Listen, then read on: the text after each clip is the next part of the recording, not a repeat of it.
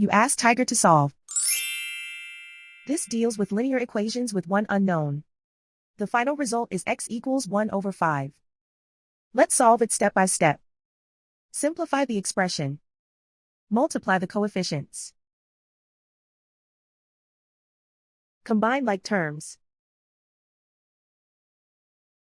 Group all constants on the right side of the equation. Add 4 to both sides. Simplify the arithmetic.